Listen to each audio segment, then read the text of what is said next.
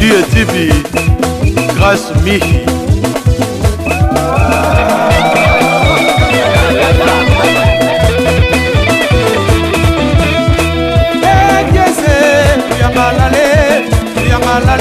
Akasele bantu bena kiese Yalo Sakweno, Top Congo. kiese na kiese Pichu Ankana, Aputue, Alain Boika.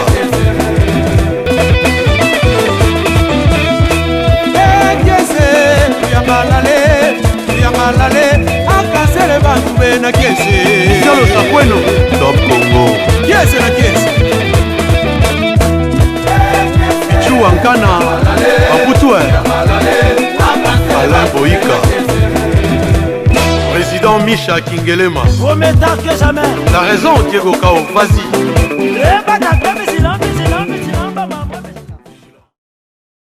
Bienvenue dans l'émission Parlons du Congo, votre émission que vous aimez beaucoup. Et nous voulons aussi saluer tous les téléspectateurs, nos abonnés de MMTV qui nous suivent. Et aussi bonne fête à tous les Congolais résidant ici au Congo, nos sœurs et frères de la diaspora, bonne fête. Parce que comme vous le savez, aujourd'hui le Congo fête son 60e anniversaire depuis que nous avons accédé à l'indépendance en le 30 juin 1960. Aujourd'hui, exactement, le Congo totalise 60 ans après, n'est-ce pas, l'indépendance. Comme c'est une grande fête aujourd'hui, on ne peut pas parler de la fête sans qu'il y ait de manger et sans qu'il y ait aussi quelque chose à boire. C'est pour ça qu'on a pensé pour vous, pour cette grande fête, vous offrir une grande émission, une émission culinaire. Yangotoye totala tozwana no mama moko bino moko bomona ya ko se présenter oyo ko salela bino émission ya kolamba toza pembeni na ye tozokene tozwa ye soki azali toke na ye tina wenze tosombi biloko ensemble na ye bomoni titoye nango ba différentes étapes kolamba nyonso tuti bato balia impression bato bakolia biloko wana nyonso wana ekosalema na lelo parce qu'ils ont une grande journée yango to kanisaki offrir bino une émission à la taille ou bien à la hauteur de la journée. Donc tozo pusana pototala mutako sunga biso pona émission à lelo nayebi ke maire de maire alinga mambo ya kolamba na bana membre na terre borni. Ah, la voilà déjà Azoya outil déjà certainement Wenze. Ah, c'est une surprise. Bonjour. Bonjour. Ah, bien. Bolukanga. Tous les effectivement, tu connais ça que nanu OK Wenze te, tu kozoyo, lelo ezali journée à monene. Tu as fêté n'est-ce pas indépendance na biso, tu connais ça que ça la biso émission moko makasi or outi wapi. Na outi marche mais il faut vous signaler ngati, je savais même pas. Tu l'as tout ça la surprise, toi qui n'a besoin de te signaler yo, ni te signaler et batu au bada pembe na yo. Ça tombe bien, le rôle la peine non l'ambité. On y va total ani no go ça la biso pona lelo. Nzambe nanga d'accord. Y a pas de souci, Dentro lobaki une grande émission pour nabino na occasion à fêter lelo. Tozo kota total ndenge nini e ko salema ba étape nyonso ya kolamba. Ok, ça va, Lelo, toujours la émission à Lelo. Je crois que pour ça là, vraiment. Ok, na lobby Lelo, vraiment, ils allaient à Mokolomoko. Ah, bonjour. Comment allez-vous? Je vais bien. Ah, maman, kuna boni. Mbote, hein? Papa, ça bien. Ok, bonne fête, hein? Lelo, ils allaient à Mokolomoko à Malam, pour Nabiso. Hein? Est-ce que bino boyebi mukolamu lelo eza fête ni? Boyebi te? 30 juin fête ni. C'est le jour de l'indépendance. Le jour de l'indépendance. Donc lelo eza fête munene pour na biso. Indépendance tozwa ça fait 60 ans. Est-ce que date wana boyebi? Na atangaka. Yo tangaka. Date wana eza le 30 juin 1960. Les autres kokisi 60 ans bana tozwa indépendance. Bon, c'est normal, hein? Les enfants, deux fois, c'est aussi l'erreur de notre système éducatif. Est-ce que c'est intéressant? On a des bas âges qu'on cliquait en Congolais. Ils allaient très très important. Les Congolais fait na bango. Talana nubana ba éviter donc les problèmes c'est au niveau de l'école. Bon, na ba confinement au peu 3 mois bana pe ba ko bosana. Tolobaki une grande journée lelo, il fallait peut tout ça la émission moko ya munene. Émission munene oyo correspondre na auteur ya journée à lelo. Lelo émission ezali une émission culinaire. Boko mona nini ba kolambela biso to sali surprise. Tokokota kuna kotala nini o babongisi lelo kolia. Bobi que na fête faut kolia na komela.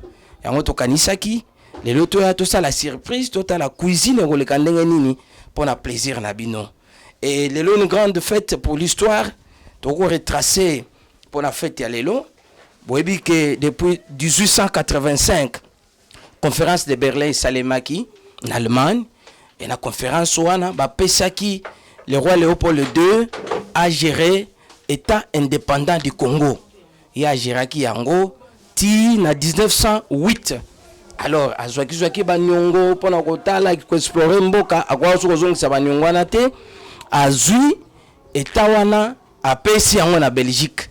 Donc à partir il y a 1900 plutôt 8 et komaki colonie belge Congo na biso bango bazui yango de 1908 ti na 1960. Boyebi premier ministre na biso héros national nde akomaki déjà ko insister en tout cas il fallait kaka indépendance nde toyo kozwa yango effectivement c'était le 30 juin 1960 nde tokomaki indépendant. Mboka na biso échanger pe ba kombo ebele comme émission na biso ezali parlons du Congo notre beau pays. Échanger ba kombo ebele de 1885 à 1908 bazako benga yango état indépendant du Congo. De 1908 à 1960 ba belge ba pesa yango kombo ya Congo belge.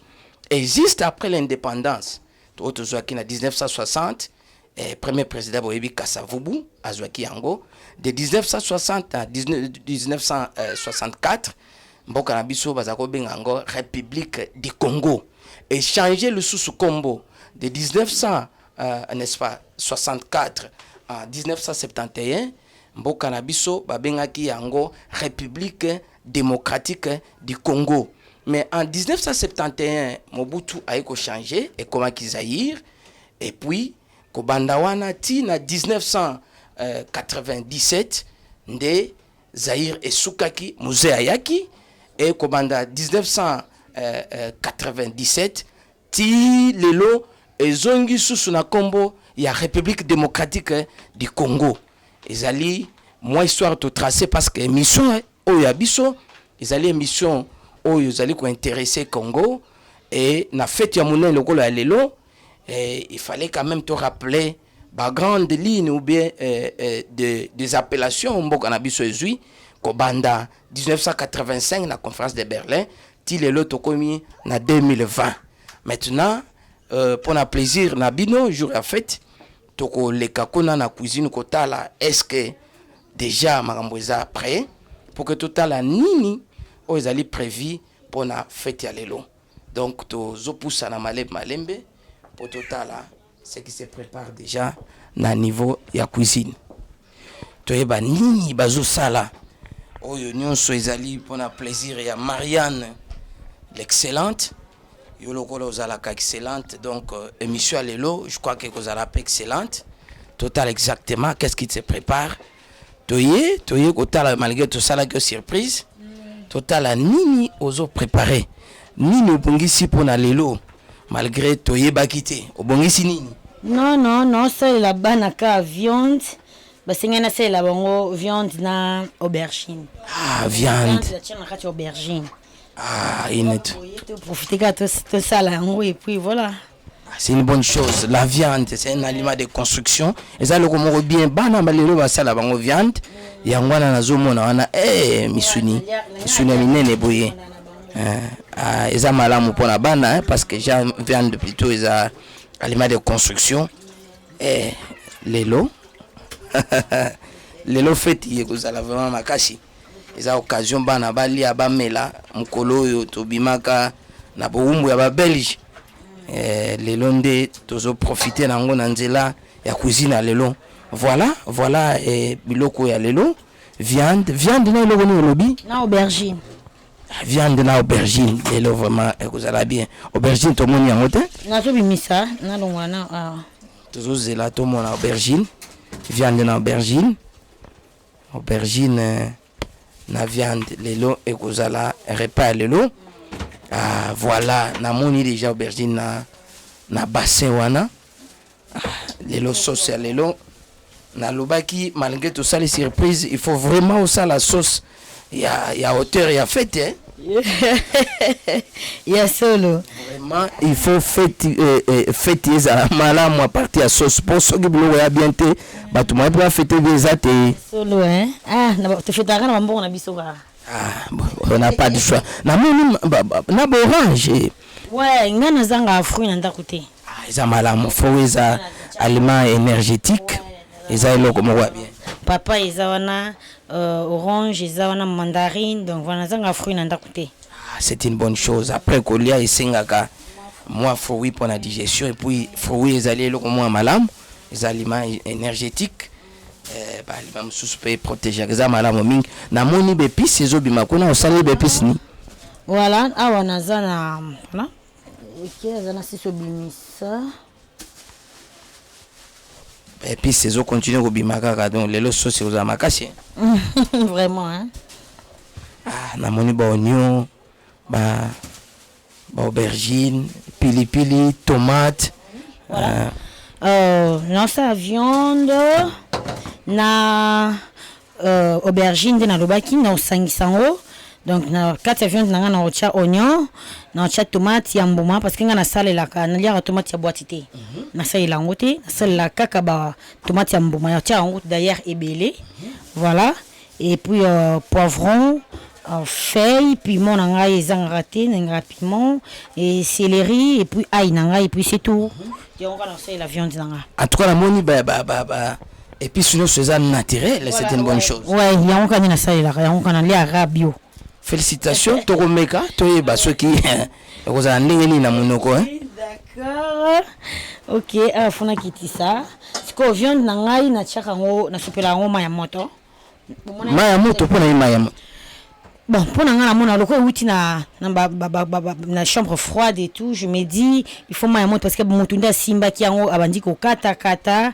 mpona moi hygiène quoi donc nde nasopela na mai ya malili nasopela yango susu mai ya moto avant natia yango na nzungu c'est une bonne chose bon tokoyoka yango na goût batechnique nyonso ya préparation wana ezalaka juste eau tiède eau tiède ka pamba moto eza makasi te eau tiède mpona permettre osokola viande na yo voilà comme ça c'est mieux déjà batie eau tiède prochaine étape est-ce que roumela na eau tiède yango eumela nango te eumela te roumela te pour combien de minutes naza nakoyeba mpenza te edépendre na moto na otia parce que na couronne na monta mosusu eza trop nini na otia makala à partir temps napelisa makala na ngande je vous dirai soki ça comment mais ça va pas traîner ok c'est une bonne chose 45 minutes c'est bon ok na rotokisa aubergine tout ça 45 minutes c'est bon c'est bon tokogoûter biso tokogoûter est-ce que déjà na ndenge ozokende wana oza sûr que bana lelo baosepela na cuisine ya lelo oui ndenge naoki tout à l'heure nga aliaka na goût ya bana et voilà donc je n'ai jamais préparé un plat pour moi donc ezalaka tout na bango bolia nini nde na lambi c'est une bonne chose nga na liaka ngo te na kosala oyanga à part mais na liaka nde na goût na bango donc si je comprends bien lelo oyo goût bana bato bacommandé oui bana bacommandé ouais ok ça va tokotuna bana mpona nini bango balingi kaka lelo viande et puis ntango kolamba tokotuna bango mpe soki basepeli na sauce ya lelo pas de problème ok y a pas de souci totiki yo nano sukola mwa moke tozozongela yo plus ozoko avancer en attendant otie na eau tiède ti obimisa yango ba prochaine étape nyonso tokozwa yango to ba ki les jours à fête. Il faut biloko kolia vraiment ezala ya malam. Tout le monde déjà avec la viande, ça va déjà. Ok, merci beaucoup. OK, à tout à l'heure.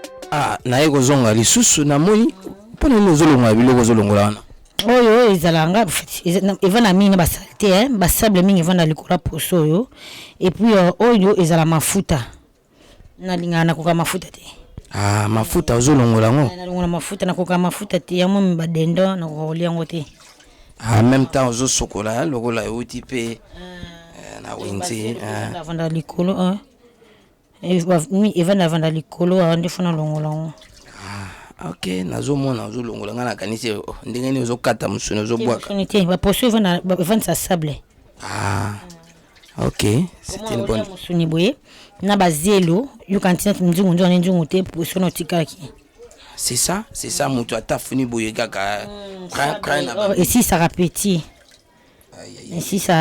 ouais OK siko ndenge ozotia na prochaine étape pour ça ni ouais ndenge ozotia boye prochaine étape ezaki na kati ba épices nanga vous allez voir non kati ba épices nanga na china tika ngo etoki mukie parce que vient ndanga ya makasité ils a pété etoki mukie kaka le temps ekota mungwa après na okitisa ndenge na otokisa sikoyo aubergine nanga aubergine oya c'est aubergine toki na fini yango ton na bois kelango aubergine na kati bepisi tout na china kati wili mukie kaka na tika ngo toka pour ça que je déjà que tout au plus 45 minutes 5 minutes na vous cuisine en comme prête OK total en même temps tozozela surtout to goûter sauce wana ce que vous en ndenge nini.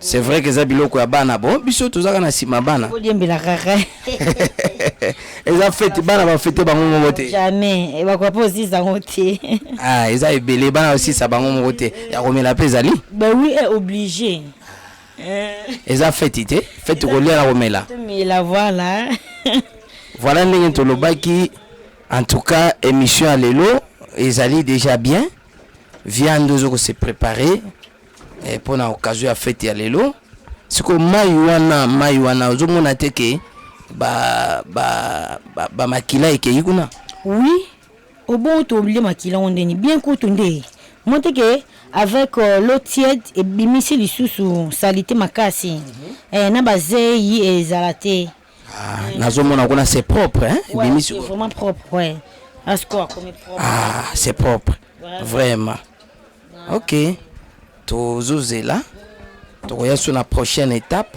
l'air ya aubergine na bepis mosusu nde tokotala ndenge nini ezokoavancer en même temps tokotuna bana toyeba mpona nini bango balingaki kaka lelo balia viande et puis ntango bakolia tokozwa impression na bango soki basepeli na soso ya lelo parce qu'aujourd'hui c'est une grande fête tolobaki yango topensaki na bino kosala pe émission à la hauteur ya fête ya lelo tozoko insister yango bon déjà viande kuna ezali viande ezali aliment moko ya construction ezanga na ba fête te na mona fête sans viande te en tout cas ezala raté après kolamba wana bana bakolia bakomela biso no toko fête biso toko make up toyeba est-ce que so sango eza bien et puis to continuer fête lelo c'est un grand jour ti nabutu fête ezo continuer to kanisaki kosala émission pour na surtout plaisir pe ya Berry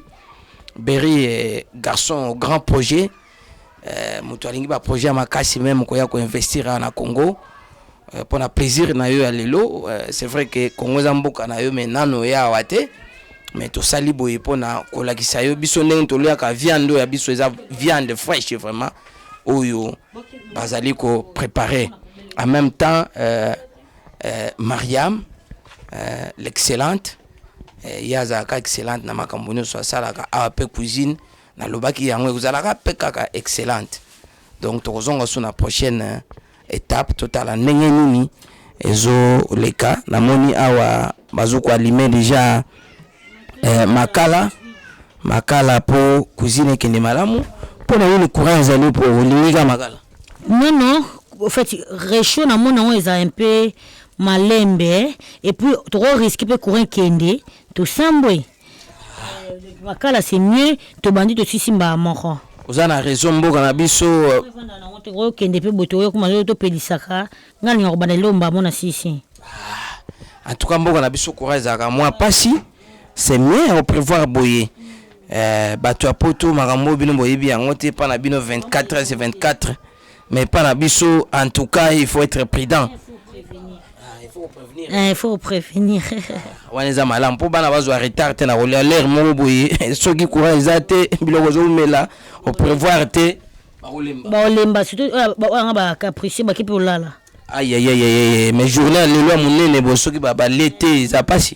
Ba olala ba lika ba fruits na ba on ba biscuits et tout ba jus ba kina ba olala parce que vous voulez tous les lieux. Mais ba sepela te po bango tu ba commander viande. Voilà donc na lamba po na ba on so ba l'été bon. Bien té. Aïe. Bon, la réalité à Mboka Nabiso, c'est toujours comme ça. Bino Batubokinda, Kala, il y a des Congolais qui sont nés à l'extérieur. Réalité à Mboka Nabiso, Koura, c'est difficile, les là toute la journée. Et donc, ma maman va obligé, le collaborateur Monawana. Donc, elle a obligé pour Banabalia à temps, les jours à fête. Elle a obligé à prévoir le charbon.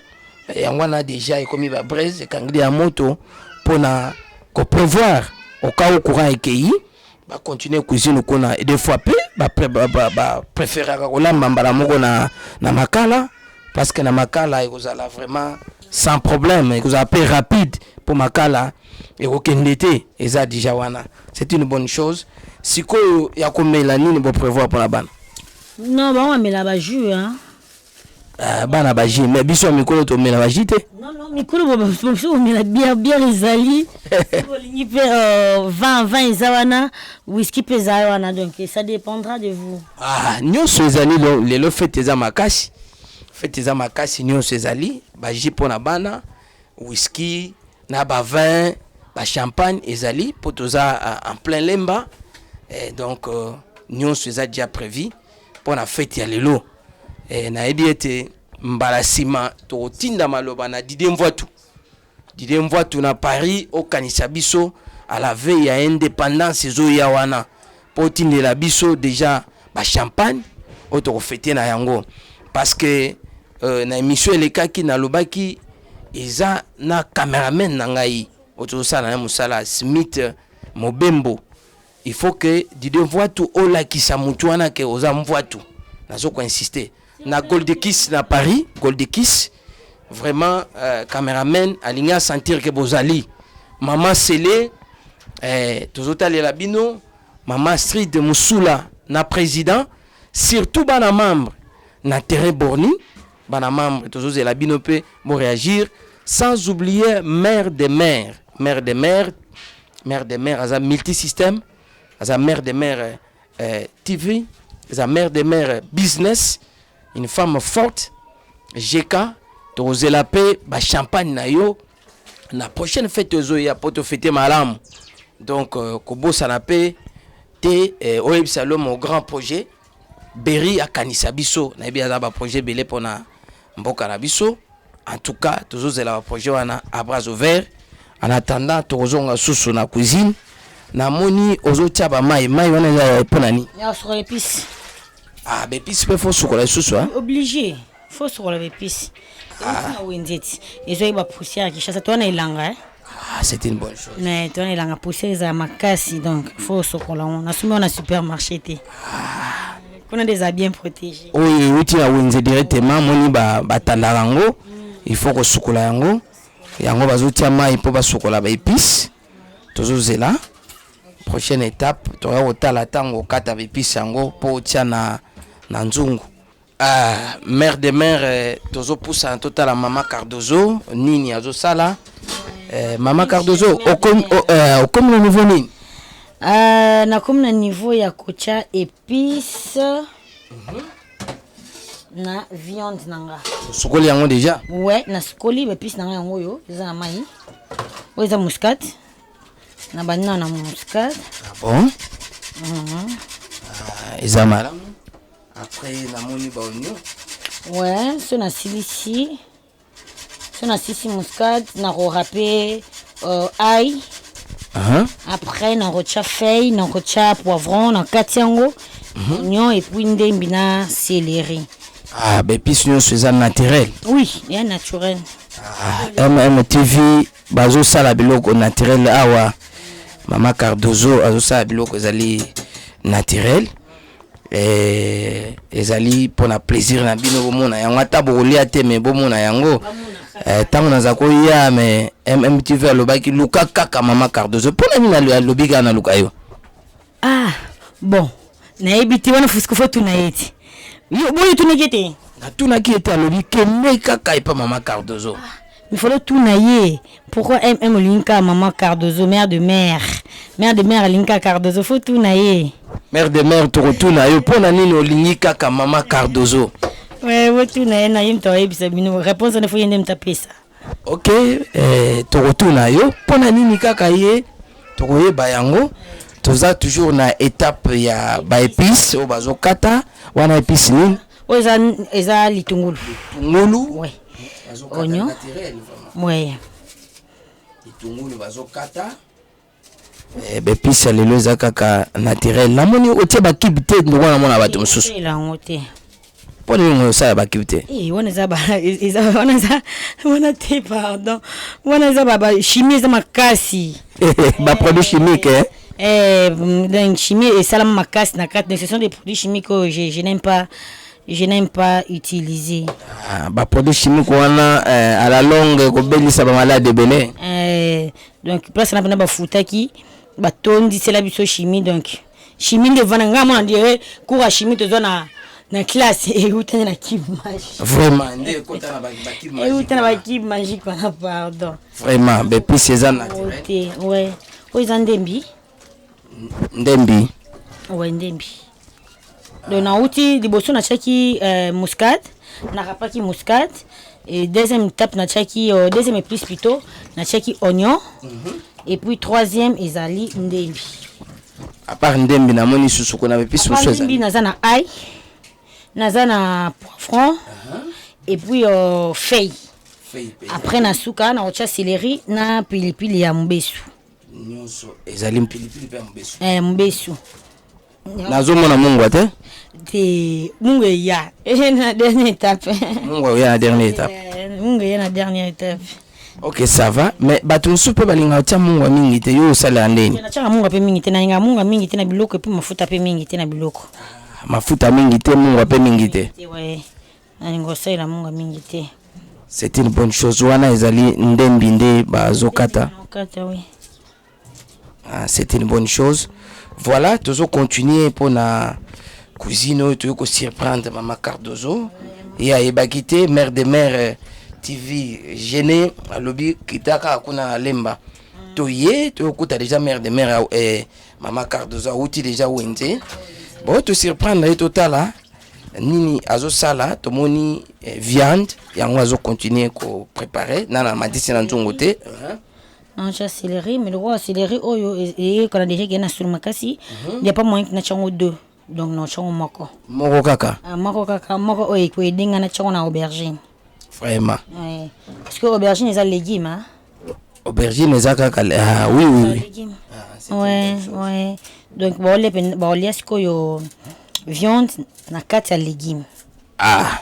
Viande, aliments de construction, légumes et protection. Bana ozamala, na moni pe fruits pezali en tout cas, nous faisons en place. Oui, ba fruits ezali. Eza malamu mingi. Nous faisons en tout cas. Cuisine moko ya malamu. Mais na moni viande, ba tu me souba préférer appeler le ba chincha ba tomson yo sont bien on te point. Non, comme je vous avais dit tout à l'heure, eza comment dire bana. Neti lobi baleki pondu na soso bamsoba ki bolia soso te msoba ki bolia poisson. Donc tu nous a répété sous poisson eza nati na bomi bango loka basinga ki balia viande na aubergine donc na osaka cuisine ya bana. Voilà, ezali demande ya bana pour na satisfaire bango na fête na biso le 30 juin, ça se passe bien. Tozo zela étape mosusu bazo tia épices. Après épices to retourna. On a chesco poivron. Oui, poivron. Na lingango mingi na biloko. Na cha ngo tutina pondo na cha ka poivron na nga poivron mingi. Vraiment. OK, wana eza poivron bazokata. Presque épices Cécilie hein. Non, Cécilie te tukali na ni feuille et puis na pilipili ainsi que ail. Feuille pilipili na ail yango etikali kona. Pilipili oswa bana te baolela te. Eza na ofinango te fait eza pour la décoration. Moi solo wana sala bien na kati. D'ailleurs pa balia na bango piment mais ata moya mukie kaka. Ah parce que na moni pilipili bana souvent. Ouais rouge ni na chango pembeni pour na bato baza pour balia pipi pembeni na kati ni na chango te mais na kati na chara mingi ka ya vert. Ah c'est une bonne chose. Penza mingi te par rapport au été là. Ah parce que ceux qui pilipili suit bana baolela bien te hein. Balia na bango pilipili. Ok, c'est une bonne chose. Voilà, toujours continuer na émission à l'élo. Depuis ça que bino Maman Cardozo a aussi la surprise. Il y a émission et ça la paix à la hauteur à fête na biso. Ça se passe déjà bien. Toujours continuer qu'on l'a étape. Alors bazotia ba épices. Après épices tu retournes ailleurs à ko le étape mais après épices directement au tia na moto. Na moto na wana pelisa ki wana. Na makala voilà on makala donc ezali au fait na okolamba mobimba te na ochana mboye munga mukie bon mona ta na ocha munga c'est juste pour nous permettre à musunanga azwa goût ya épice kota na musunanga lokola eza ya pété et ou na moto te na okiti sango après bon mona ngande na okata légumes nango eza aubergine na kati yango et tout na chiba ona ko chiba épice bomona na tokisi yango na ko beta ngo pâte à panzani tango panzana ndeta na osangisa na zongisi juste pour 15 minutes yango na ça c'est 45 minutes na ko tokisa na ko tokisa.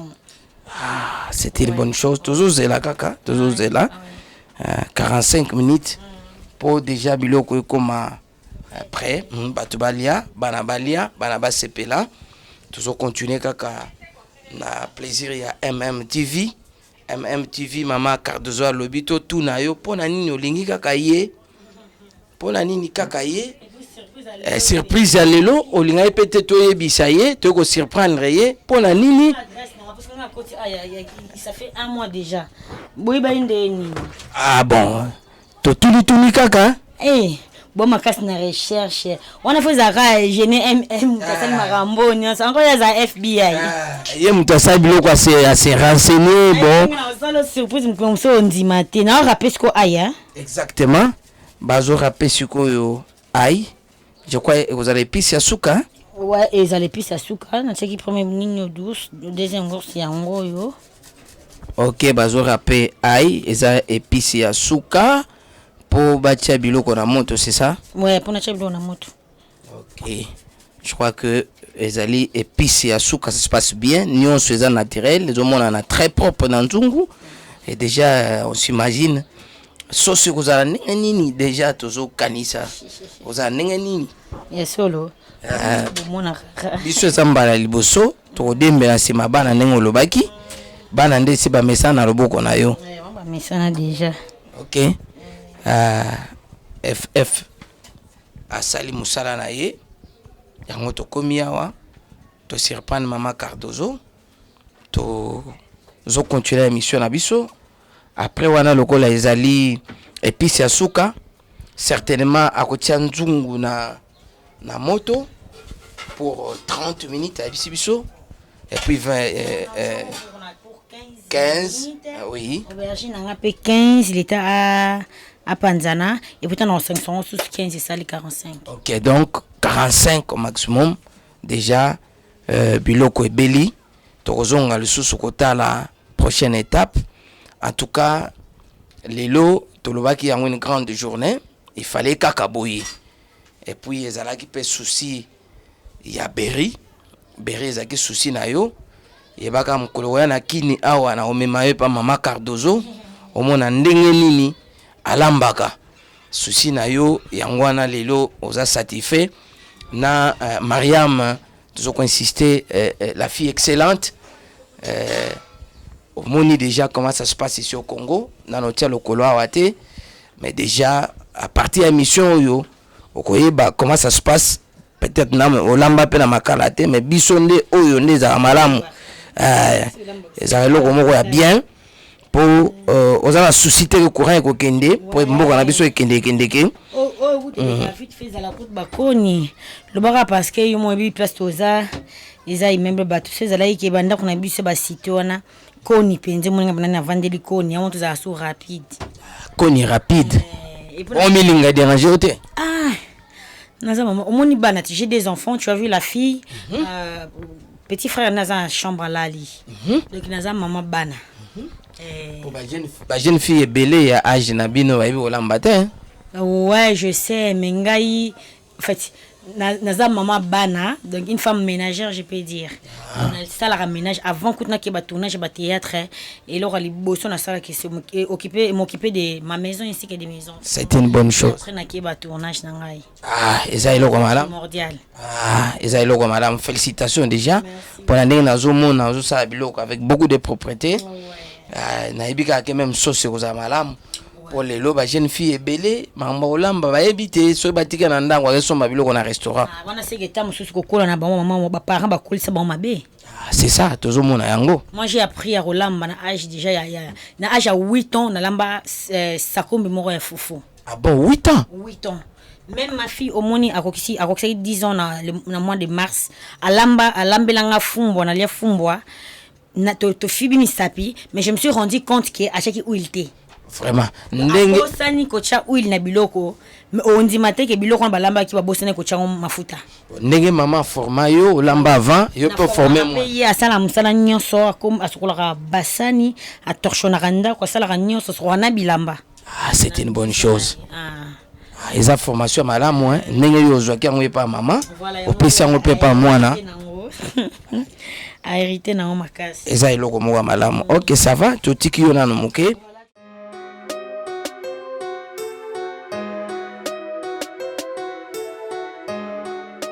Tozo continuer ndenge tolobaki lelo tozana émission na biso culinaire na occasion ya fête na biso ya le 30 juin tozongeli susu Maman Cardozo.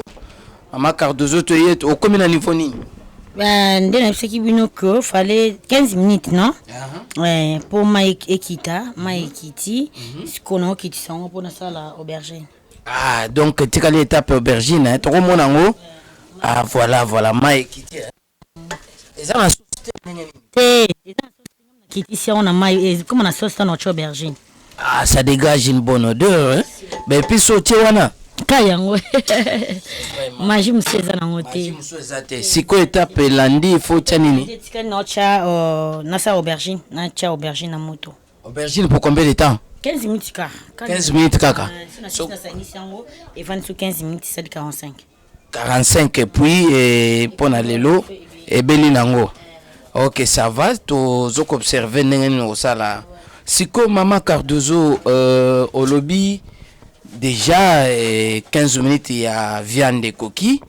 Après viande de toleki na aubergine. Ouais, na ça c'est aubergine. Ah, yango nazo mona aubergine. Pour na tout qui sont peu à part pour na boya ko chango na ko mélanger mbala moko. Des pères qui ont et comme un poto et qui viennent de l'imbélité. Voilà. Et comme ça peut venir de poto. Changa na changa tous ba changa maman na kati. Exactement. Voilà. À tout qui sont quand viennent ne celui qui vient de un peu voilà. On va ce qu'on a linga raté parce que vient de ko lemba avant, yango elembi avant te. Sur tout le temps elemba vient de comme poto. Donc na tout qui sont à part. Voilà. C'est que le lobby et ça combien de minutes? Aubergine peut ça à 15 minutes. 15 minutes seulement et puis et puis c'est fini.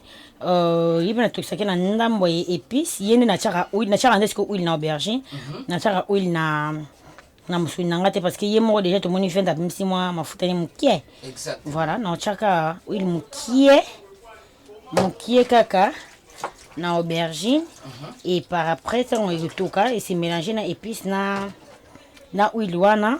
Ndesco na 500 on a viande et tout qui et puis c'est fini. Est-ce que votre sauce est belée? Non. Sauce c'est à la belleté. Ah, sauce est à la belleté hein. OK. Ouais, sauce c'est à la belleté. On monte pas aubergine les a 4 mais non c'est la 4 et non c'est la 2. Pour la nous ça la 2. Et belé trop. Hein? Voilà ce que balia bon moté. Ah, lokola to lobaki ezali pona bana tozolanda vraiment ndenge bana balingi. N'empêche qu'il y a bombe à paix et qu'il faut servir prochainement quoi. C'est une bonne chose. Bon, question sur Mama Cardozo. Est-ce que l'ambaka ba viande kaka? Non, l'ambaka, na sala appelle les légumes, na linga pondu mingi. Et puis na linga wandu mingi. Kutu wandu ndem tezaki le ofana lamba. Mais dommage, elle comme idée à musika le temps et tout kaka et les mbaka ngo ça so tomakasi. Desco bana pe comme bagi non.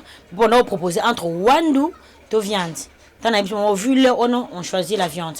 OK, c'est une bonne chose. Est-ce que bateau ba Hollanda yo ko promettre banque prochainement pour les lots to presque yo to y surprise.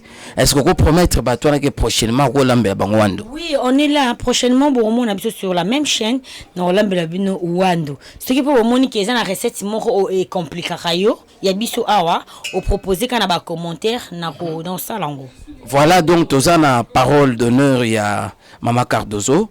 Au moni le lot lobaki yango tu as ko brisquer tu as ko ça les surprises yango wana a préféré ki ko landa commande à bana pe bana ba choisir viande mais prochainement à la kibiso toroya cette fois là et ko zala na rendez-vous et ko za sous surprise était nda olambela biso wando vraiment TV au CP makasi na lingi vraiment confirmer biso pour batu ba au CP là est-ce que vraiment au ça la émission na prochainement Norolamba Wandu. En tout cas bino mo boyoki bozela ba sans la bozela et prochainement Norolamba Wandu. C'est pas baluba balingi lamba ponda mai na ndakala na osala. OK bino atu Holanda biso bo PCP ba guna bino bomoni Mama Cardozo asalaka nyonso.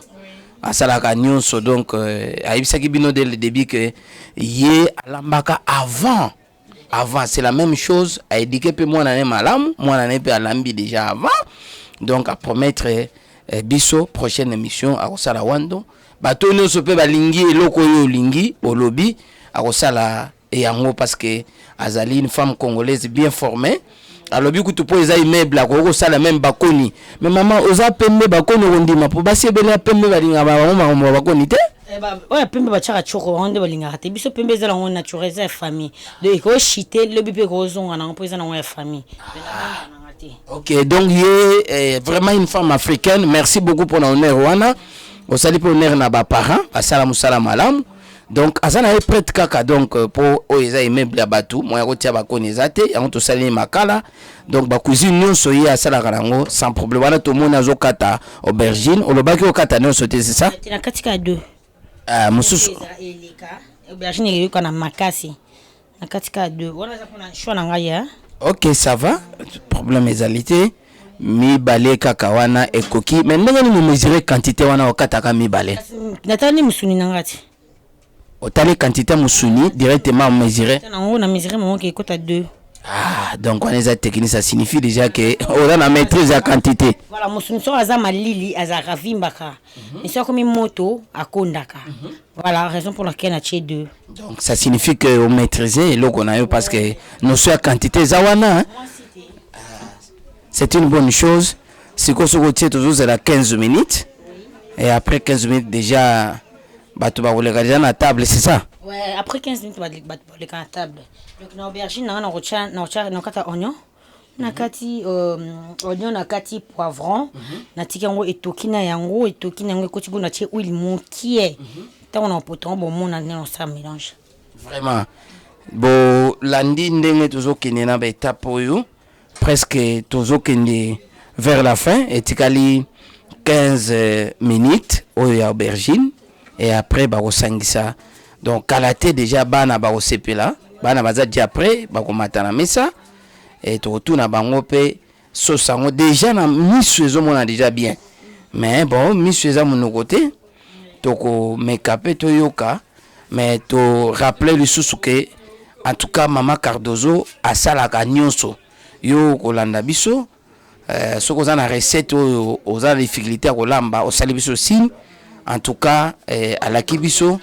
a réaliser yango les alliés soucis à MMTV to moni suko pona nini MMTV GK autrement dit Géné autrement aussi GG azala ko insister lukanga kaka Mama Cardozo siko to comprendre loko wana eza loko moko malamu donc siko ozo namoni bakisi lisusu matungu on tukana na aubergine à part otaki na viande bakisi susu on qui paraté on to liango ya pamba donc on ngana faza la route ebele na eza ebele na biloko na linga on makasi na biloko ah bon on eza la ebele vraiment na biloko eza la bien eza mabete soke leki te tolia onia pamba kutu médecin muto conseiller kolia onia pamba kolia carotte pamba kolia ka ai kutu pe ya pamba pona ba mip eza mabete ok ça va donc oignon batiaki na viande eza mosusu siko babakisi na aubergine et puis eza ba conseil ya médecin poivron lisusu légumes kaka ouais na bakisi poivron moko pe lisusu ça dépend ce que ya mutu o amoni ki aroliane yango aroliane boité voilà donc il dépend ngas ko linga poivron makasi oignon makasi donc voilà yango na bakisi oignon nanga na aubergine eza mabete ngo bakisa sur na poivron non et mabete poivron pe to yango ya pamba kututi ah bon soka te soka na nini piment doux donc eza doux ok ok to moni babakisi susu n'est-ce pas poivron donc eza ba technique ya cuisine ya Mama Cardozo na suka to yebaka résultat et pas bato ba kolia ba témoigner yango bomoni atie aubergine mibale kaka abakisi bonio na poivron est-ce que eza suna eloko mosusu obakisa ouais huile kaka na aubergine na kati aubergine ouais olobaki me bandeke huile okotia ebele te mpona nini parce que yemo revient abimisa mafuta na vous avez vu tant on ça na miseli mafuta mais monsieur c'est tika la elekanaka donc le roi yemo revient abimisa ka so che huile pe ebele tant esangana o senti que non sauce na huile a telemi oh biso le ablo mafuta mingi te donc na chaka huile juste ka mutlier je vous avais dit tout à l'heure moi alamba fumbwa abosa na kocha mafuta metoliango c'est comme si ezaki na mafuta de teba mafuta penzate OK donc awa ezali notion ya quantité ezali vraiment notion moko makasi huile kamuke yango tozomona batie wana batie huile batiaki nano aubergine babakisi wanu bayoko bakisa poivron siko moi huile moke kaka to moni batie parce que ba yebisi so viande yango moko ese bimisi déjà huile nango mafuta nango donc bakotia ebele te donc notion wana nyonso tout azana mesure tete azozwa donc kaka ndenge azosala wana kozala exact alors ba aubergine atiaka mibale par rapport ya quantité ya viande ça signifie que pour ça la boye eza maîtrise eza eloko moko te mutu koyekola sino kolekisa c'est déjà une maîtrise une expérience déjà ezosalema donc nzungu etoka kana moto eza sewana pendant 15 minutes. Pendant 15 minutes. Ouais. Et pour aubergine nyonso. Akoma na ye akoma poto. Nani matungo so isangana na ba poivron so isangana na huile. Pendant aussi ça na ozongo na mélanger on a viande na ngana zongo son sous moto moko ya pété pendant 15 minutes blo na beli. Yango est constitué sauce na biso. Voilà. Donc sauce na biso yango na bazo sala mususu pe atiaka arocha o huile ni na moto abanji ko kalinga che ba tomate na ye puis ba tomate na rocha pe na suka bona ba tomate na mbuma isa je vais mettre ça à la fin ce qui est comme des poto ni na osangisa ce que ba tomate na na rocha mususu akoza ba tomate na zokata na huile a kalinga ça dépendra d'une personne à une autre voilà menga sikoyo na chaka na ngai ba na kalingité j'ai préféré que tu oignon sur la sauce nanga ya aubergine mais na mona ka batu mususu na moni viande eza à part sauce pe aubergine à part ça se passe comment sikoyo te ezaka ndenge moko donc ndenge za pe bona ko kalinga pe ba tomate nangai tout ça là na ti ebeli na kina tokisi aubergine nanga pe à part parce que bana basenga ki balia viande na kati aubergine donc bon la explication Maman Cardozo on peut aussi faire ça des côtés bâtir sauce wana penne viande de penne cocu wana on peut déjà manger bah oui mais tu bois déjà bo kolia bon net on a déjà nango dia otokisa poza na mafuta nango na dia na pa otokisa OK donc on peut séparer bazui sauce à part viande à part mais les autres ça là par rapport il y a demande commande ya bana moniza fait faut que satisfait bana et puis na bandeli Maman Cardozo lobaki yenyo so sala reza pona goût ya bana c'est comme ça que nous ça sala appelle lelo surtout les appels jour à fête ça goût ya bana bon ça va tozo continuer émission la biso tozo kende presque vers la fin parce que ndengo aubergine et kotibo na moto na ba épice mususu abagisi soka kitisi ya sali sauce wana déjà biloko comme déjà prêt to la kisabino bana ba oleka déjà kolia to zo appelle impression na bango donc ezalaki souci à MMTV akina souci makasi Maman Cardozo a sala lelo émission voilà tu ko surprendre à sali donc oza satisfait ezalaki pe souci à Marianne la fille excellente na Berry l'homme au grand projet moi na mukeme ba projet azana ngo ebele talaka muto na poto azana souci à investir na mboka na ye tozo rappeler le sous Didier Mvoitu na Paris Didier Mvoitu na lobaki naza na Smith Mobembo nde muto azozwa bilili tolingi vraiment réagir à sentir qu'effectivement yozali Goldikis peut te rappeler ndenge moko Mama Sele peut te rappeler Mama Street Musula na président na terrain sans oublier bana membre na terrain boni bana membre toujours insister aux émissions na bino aux chaîne na bino tolingi vraiment bon réagir positivement pour être même ba héros dans l'ombre ba sentir que bozali po bino bo vibraka et ratarate pa na bino to rappeler pe le susu batu nyonso ezala pasteur na biso Jean Didier to pesi mbote ezala couple mbuni to pesi bango pe mbote bo soutenir chaîne oyo bo soutenir l'action il y a MMTV pour lobby susu azana projet ko sala MM business awa na Kinshasa bokozwa bilili nango tozo continuer na émission na biso siko aubergine ezotoka 15 minutes na kokité je crois que toza patient tozela pe tolakisa ba abonné na biso ba tunyo so bazolanda biso ndenge sauce au salema et comme couleur nini na ndenge ba ko mélanger yango pe tozwa ba impression ya batu oyo ba kolia yango to rappeler les sous muto nyonso azana besoin recette moko abosana na niveau na biso awa en tout cas akoko sala biso signe nzela ya production MMTV tokosala yango po tozawana pona bino. Je rappelle que notre émission est à Parlons du Congo. Congo est une richesse ebele. Entre autres, la cuisine européenne, la congolaise, la cuisine naturelle. On a dit que Mama Cardozo, viande est vraiment fraîche, mais puis ce soit salé. Les alliés épices moko naturel. Abo il a baki boana lobby ils a produit chimique. Donc nyonso ils a vraiment bloqué naturel. Yango biso to liaka, yango evitaka to attraper ba malade belé. Même si bokenda na poto kala, mais il faudra que boye ba rapé les sousou ko sala ba soso ils a très très important. Même ba oyo ba botami kuna à travers émission ba koko landa biso, pe ba koko landa ba différentes étapes, ba kokipe pour arriver na résultat au tokomona lelo et ceux qui vont goûter vont sentir que ba sauce na biso o ba mama balamba koto yo et ça rappelle malam à part ba cuisine gastronomique na bino o biso to mesana na yangote déjà to moni aubergine na poivron na matungulu et autres tokawana 15 minutes na no ekokite so 15 minutes ekoki eko changer couleur. Pe Mama Cardozo a mélangé yango na viande déjà oyo c'est belle déjà et ça sera pour quelques temps seulement et puis biloko et kozala nango déjà prêt pour na bana. Te rappeler sous fête de l'indépendance congolais nyonso bisika yé azali il faut fêter même la diaspora kuna faut fêter. C'est vrai que les choses ne marchent pas comme ezali souci à batu nyonso mais bon.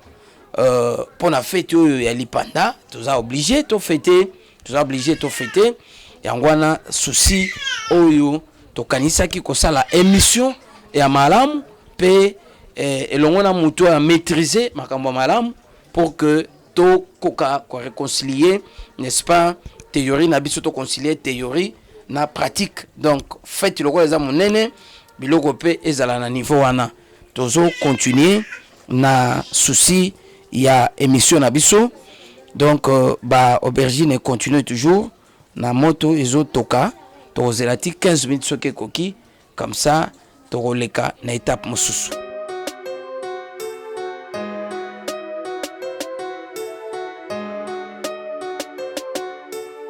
Voilà, toujours continuer. Maman Cardozo, to combien d'étapes ni? 15 minutes monsieur koki, nembaki aubergine Nabiso ako.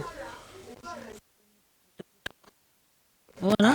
Effectivement, ils allaient qui nous se plaît, mais et comme vraiment assez. Donc, mélange après on a tiré la tomate. Ah, on a la mélange na viande, on a déjà na nzungu. Et puis on a assisté na mélange na yango, aubergine 15 minutes et coquille et maintenant bako déverser yango. Voilà et bazo nzungu na moto, voilà. Il y a aubergine, déversé dans Ndjungu, ici la viande ezali. Maintenant, maman, il fait encore combien de temps? 15 corps. 15 minutes sur notre chasse tomate à Yambouma. Ouais, après 15 minutes, c'est béni en haut. Voilà, ndenge ba mélanger, il faut encore 15 minutes. 15 minutes, sa tomate ya mboma. Toujours tomate ya boîte. La tomate ya boîte. Voilà. Okay. Donc tomate ya mboma, yangwana d'ailleurs. Yangwana tomate ya mboma. Nde bakokata batie et après 15 minutes, voilà biloko koma vraiment déjà prêt pour na rouler yango. Voilà, on assiste. Bazokata déjà tomate. Mama Cardozo y a l'embarras la tomate ya ba boîte était. Voilà que bazokata tomate et il ne reste que 15 minutes. 15 minutes et puis biloko comme déjà est disponible. Maintenant quantité de tomates. Na chimi balé, ça dépend. On tient peu moko. On peut retenir misato, mais dépend kana montuye moko. Vraiment. Na mi balé. Pour ça minene. Ok, lelo yo kaka biloko mi balé, tout monde aubergine mi balé, tomate pe mi balé. Na bana mi balé. Vraiment, lokola bana baza mi balé, donc nyo sezo ke mi balé. aubergine mibale, tomate pe mibale, et en wana bazo kata, bazo sangsa après 15 minutes. Voilà, et azo kata déjà. Tout le monde sauce ont changé même la couleur. Et là qui souci à les grands combattants Verlet Dikinda, garçon capable, et aussi Victoria Cosmétique na Bologna. Cuisine rapide, hein? Donc, Rosa Nandako. Au moins qu'il a lamba ya moi mba on sou bata poto balinga mi ba pati au kokeno kona oyo de 45 minutes au lieu nao. Vraiment. Donc cuisine oyo eza cuisine moko eza pona vraiment ko gagner temps. Bon na nyonso c'est 15. Donc quand ndenge la aubergine na biso mona ki biso mai mukio na chaki plutôt et kitaki na ezaki ni donc azaka bo sauce bloquée. Ko bakisa sous sauce te. Na bakisa sous sauce te pour na bakisa pe maïté. Bongo lobi ko sala 15 minutes. Est-ce que sauce ko diminuer? Te diminuer parce que moto na ngeza na C. OK, donc même moto ils a déjà diminué, tout ça kana ba région mondele ba kitisaka. To réglaka voilà, to réglaka pour to rosa la pe na four, mais na boya ki kata mso courant ko décevoir biso. Malheureusement courant bio sambwe pour avandi na épée. Tout ça na courant bien na lemba, mais na ba ko prévenir, mais quand cela ne tienne moto pesa na on a C et bela na on a 15 minutes. Donc même moto makasi on a pendant 5 minutes fait kita. Donc même na mabula oyo c'est possible malgré za makala on réduire moto. Oui, tout le monde a makala ya tout le monde a moto, tout le monde makala oza na épée la makasi au diminuer. Ouais. Donc même na makala c'est possible ba réduire moto et on toujours assister moto déjà ekiti et après 15 minutes biloko kozala déjà prêt pour na mesa. C'est pour lingi osala ona oli on a makimba et dépend quand na yo au par olinga alia ne fufuti makimba talia kwanga au soit loso pomme de terre yo kaka. C'est comme makimba olamba onde. Non to mutamtana msolinga lituma msolinga otokisa na tinga linga pana makimba otokisa te pour na constipation. Nga bilo ne son lia makimba okalinga. Donc ata okalinga. Ata okalinga olé la ata otokisa mais ce que le quoi qui sur commande ya bana to sala semoule. OK, donc biso surtout mesana na makambo ya fufu donc c'est moule pour na bana mais na recette oyo même na makemba ça passe. Ça passe les canaux ça accompagnement nyonso. Donc eza repas moko malamu bino na poto kuna le muso lingo sala pomme de terre na yo oleki na repas oyo donc recette ça va se passer très bien. Donc même Victoria Cosmétique Rosa la Boyer Napoléon garçon capable Verlin Dikinda voilà ndenge ko sa mère à Sala dans 45 minutes déjà biloko ko disponible ndenge toujours ko observer en déjà biso toujours sur place toujours ka déjà odeur ndenge zo mata donc même sauce tous assure que vous avez malamu. Et après 15 minutes, déjà, biloko ozala déjà prêt et que batou, bakoki déjà kolia yango. Toujours continuer, toujours là. 15 minutes et coca pour que tous les cas na étape souka.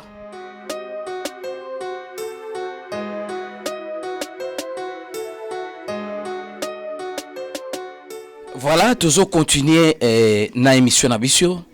Presque nous sommes vers la fin. Tokotuna Mama Cardozo tokomi na niveau nini parce que tozo mwa so banzungu te tokomi na niveau nini Mama Cardozo. Ouais, blo on a biso ngo ebeli. Vraiment. On a biso ngo ebeli donc on a tokomi na étape ya rolia. Étape rolia tomoni nengo la kaki sauce ezate ka nengo lobaki. Ouais, sauce ezate biso lia ngo ka boy. Voilà. Cuisine na biso est comme presque vers la fin. Nenga la kaki déjà batu bakoki déjà koleka bomoni za déjà na table tokozwa pe ben impression ya batu après avoir mangé à bien invité na biso baza na chambre bon na ndimi te ki ba bimasu ero na salon ouais bango ba olia déjà donc m'a invité na parce qu'invité na monsieur les aki Jorvi Mwana ouais artiste comédien ainsi que na digital. Ah merci beaucoup. Merci beaucoup. Est-ce que tokoki pe ko komona bango so ba ko le cas directement pour tout na pe bango bato baza invité ba ko pesa biso impression parce que bana l'air eleki na moment où tozo kanisa bana membre na terrain borni tozo liate bozo bougete tozo liate bana membre mère de mère staff na yo mekana ko bouger bango bana membre na terrain borni tozo liate mère de mère GK salamu sala na yo et puis tozo kanisa Rodrigo Ndilu na messe tous à peine a besoin de réagir. Donc voilà, émission na biso ndenge to la kakibino que les lois journée moko ya monene et plapé salemi. Bonsoir mes invités. Bonsoir. Ah voilà. Bah invité na biso bazali. Oui papa boya. Oui. Bopusana. Ah bopusana. Bino atupoza ba invité. Table na biso eza déjà prête pour place. Merci beaucoup. Ah voilà, les deux invités. Bien il y a pas de souci. Merci, on peut s'asseoir. OK, mettez-vous. Avant il y a qu'au s'y mettre, je souhaiterais à ce que tout qui kana couloir liboswana lave maison pour nous rendre beaucoup. Est-ce qu'on peut se présenter tout d'abord? Pas de problème, il y a pas de souci. Voilà. Et à nos grands publics, Bato Balinga Abisso. Je me nomme Jorvi Mwanda, artiste et comédien. Merci. OK, merci. Tout le monde a occasion d'émission à Maman Cardozo. Vous avez déjà ilongoye bani mais batu mususu bakuta nango déjà awa. O ebani ba artiste balanda bino mingi. Papa vous se présenter? Bon là moi trop lingala, gaï vraiment digital à Grondo. Autrement dit le dircab du chef. Donc ce monde présent Jorvi Mwanda. Moninga directement. Ah, dircab mon continent e ba secret. Keba dircab na Congo to banga bino abakouk. Moninga la roi cachne. Ba tout ka ba non ba Versas, ba Yoji, mais les autres cachne les gina Yoji na Versas. OK, problème exact, merci parce que comment on a dircab fonctionne et comment ko bangisa na Congo hein? Ah, obi bien na Congo. Voilà, donc na Congo bon biso to na Congo mon bato ba telle émission c'est sur YouTube non exactement les amis ming bato bazali banda mboka OK c'est que to so la Congo te c'est bon to so la Congo te mais bato wana pe ba tala biso ba a besoin bazo appel information ndenge le kaka na kin voilà ben invité na so bazali y a pas de souci to zo kende kuna bo sukola maboko comme ça na table problème kasi babenga ibino pobolia eloko mususu te lelo bo tourner te lelo saka kolia.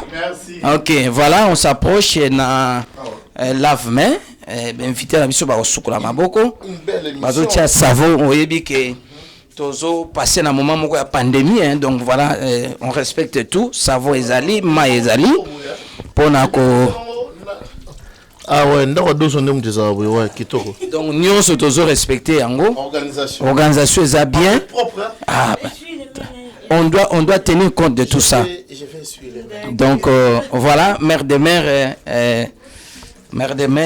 MMTV ba invité na biso bazo sukola maboko c'est la chaîne hein c'est la chaîne voilà MMTV c'est notre chaîne là MMTV merci merci beaucoup.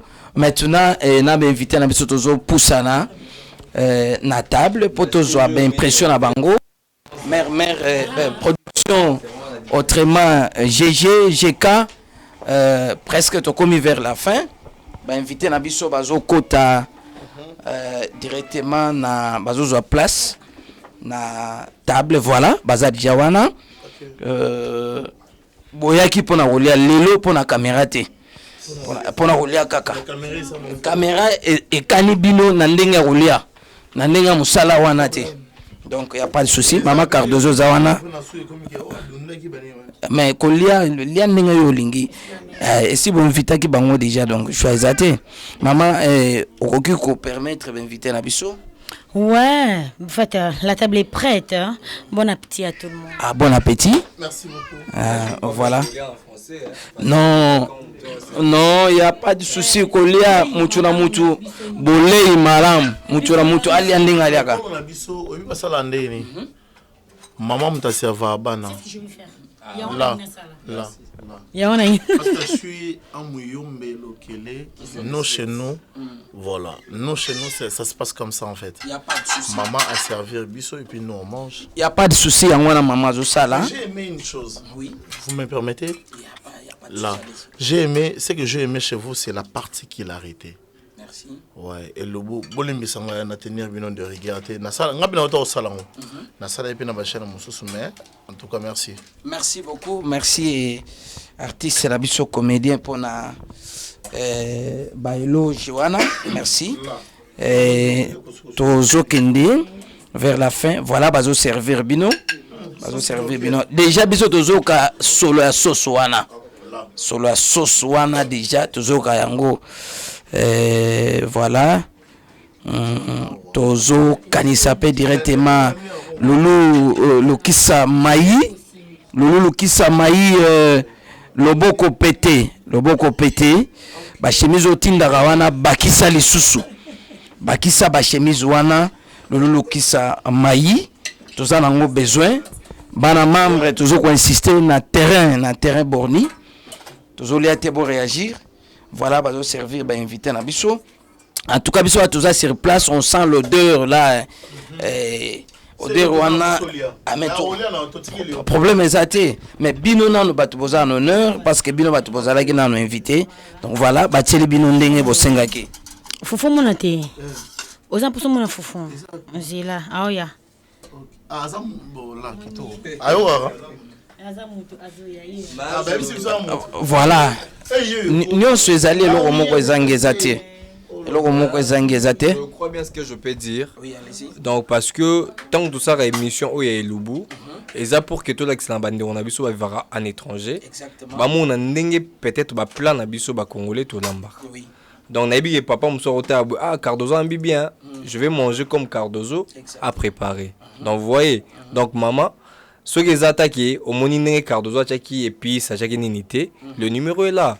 Ceux qui ont contacté Bino, je crois bien, bon, comme ça, numéro Cardozo pour expliquer Neni Alambi Biloko vraiment. Exactement, il y a un objectif il y a une émission Nabiso, Maman Cardozo à Lobaki, recette à Sali, à Salaka Nyonso, Kaka viande d'été, Bateau Barolanda Biso, Dirka va rappeler Yango, il n'y a pas de souci. Et ça la pondu à Maï. Et là, on s'appelle Naoisa, ou journaliste et même marié. Merci beaucoup. Responsable. Donc, en tout cas, on a limité à calculer trop. C'est ming bah bah suggestion bah conseil. Il n'y a pas de souci. Là. OK. En tout cas, papa, ils sont mariés bien non. Non, on ni bah chaîne boyer. Ah, merci beaucoup. Nous responsable avec l'anneau aïe à cette non émission. Au senti bien que émission. Et puis, on a eu tout ça qui a été bien que Cardozo bien que comme par hasard, biso te bête to lia. Maintenant, on a mon caméra na but tout justement ça tape juste. Oui, mais elle a qui surprise. Merci. C'est un peu surprendre. C'était pas prévu. Ouais, bah écoutez, on a outil Wendy, du coup, bah surprendre, on a ça application surprise donc surprise en surprise, donc c'est une bonne chose. Donc voilà, tout biloko déjà ils allaient prêt. Fufu mutu na mutu akozwa na oui akozwa quantité ya lingi voilà voilà ok ok to rappeler bana membre na terrain ya Borni MM en tout cas tu retournes na suka bana membre na terrain Borni tozoliate maire de maire Salamou Salanayo et puis Rodrigo Ndilou na messe to bosanité Loulou Lukisa Maï loboko pété to lingi loboko wana continuer kozala pété ndenge ezala wana sinon toujours continuer na émission na biso. Donc moi je crois que c'est aussi bon na petit na batuto ba hotel la biso. Cardozo mon. Donc na ngane na olia boy na moni on dirait ba on peut ba olia. Donc olia ba souhaiter biso bon na petit. Ngana ah bon? Yangombe. Oh là là. Ezani. Yangombe. Viande na français. Webini. Nando boulon na musika na bi o eza côte to na boula yo mi pandi. Ah, tu nous as surpris et sérieux. C'est parmi Maloba Souki wana. Bon, ça va les temps bolia. To ko continuer ko zo impression na bino na suka. Voilà maman Cardozo batona ba invité na bazolia déjà. Na biga na suka to zo impression bien. Je dirais pas que vous avez l'impression que ça dépend de Nabango, mais sauf que je vous avais dit tout à l'heure, Cardozo c'est une femme ménagère.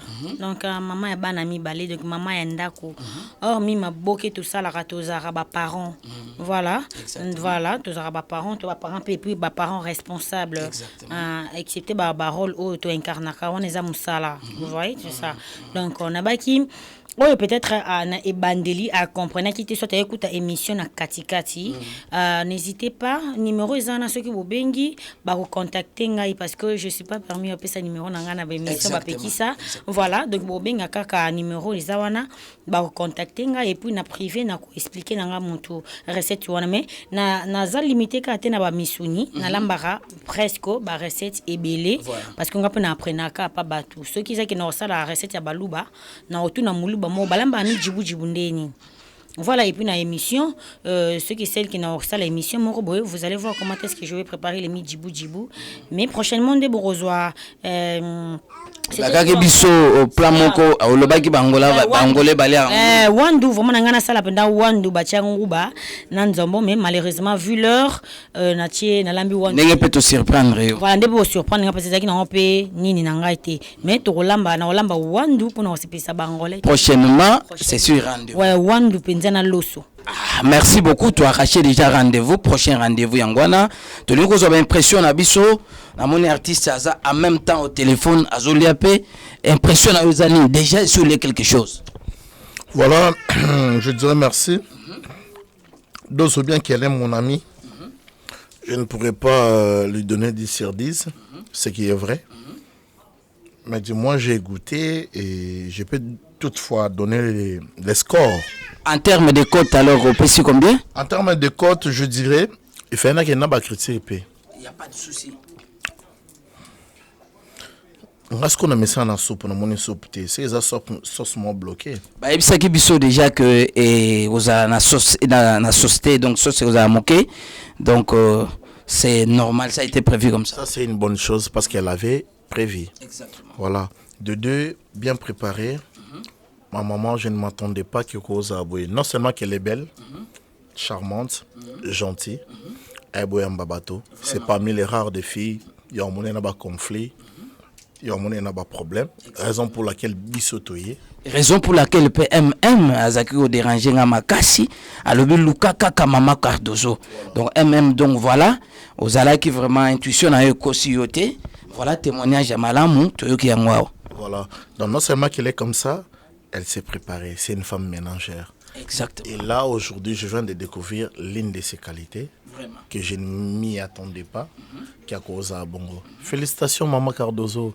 Sur 10, étant qu'il est partout, tu as 8 et demi. Merci beaucoup. Merci. Ok. En tout cas, pour ne pas peut-être dire à Cardozo, parce que si on a mis la paix, c'est cote. Quand on a paix, ça va te demander matière. Mais na pesi maman ou abota Cardozo, na pesi 10 sur 10. Voilà, biso pe to yebisa ki est que le kola ye alambaka avant, ça veut dire que maman de muto asala musa ye pesi asala musala na mwana na ye. En Afrique, pour moi na ya mwasi ba olamba, il faut maman la qui ça. C'est pas facile. C'est coco. C'est tout basi à pembe. Colia on a lié, goût on a eu qui on a comprendre que c'est pas Cardozo. Exactement. C'est l'incarnation de la personne qui est Cardozo. Donc, la maman a bien fait son travail. Donc voilà. Donc il n'y a pas match, il n'y a pas photo. Hein.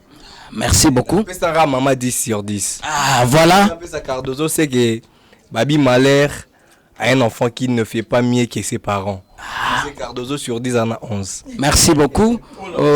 Voilà, l'impression aujourd'hui na émission na biso. Vous avez promis au début que une grande journée pour les Congolais parce que tous ont fêté 60 ans. Il y a indépendance na biso depuis tous indépendance et to kanisa qui te surprendre maman Cardozo te surprendre à Sali Moussala et boyoki ba impression ya batu ba oyo bazolia na sima na ngai bozolanda to sepeli et alobi yango ozana besoin ya ba recette mosusu bo contacter numéro ezanase to yeba contacter ye mais déjà si à promettre biso pour la prochaine émission na Sansouana ya Kolamba to lingi ko silsa. Ça a été un grand plaisir pour la biso. Tous allez remercier équipe technique notamment na sima na biso le roi Tolobaka héros dans l'ombre Smith Mobembo Azawana to rappeler sous Didier Mvoatu pour na Smith et to robo sanate molongani na ngai maman Hortense Ilai oyo sala par tous les moyens to meka kozala vraiment propre na ba conseil na banka mususu. Merci na remercier pe susu batuno so balandi biso notamment MMTV toujours insister mère des mères toujours insister susu na bana membre na terrain borni et puis Rodrigo n'est-ce pas Ndilu na messe to bosaniote loboko pété to zomona Lulu Lukisa Maï Tolingi Osala Nengo Salaka déjà. Voilà, je crois que nous allons nous revoir prochainement dans notre grande émission intitulée, n'est-ce pas, Parlons du Congo, qui est notre beau pays. Et nous avons besoin de parler de ces beaux pays. Naba richesse nango nyonso botika malamu tokutani au prochain numéro. Odi Etibi, grâce Mihi.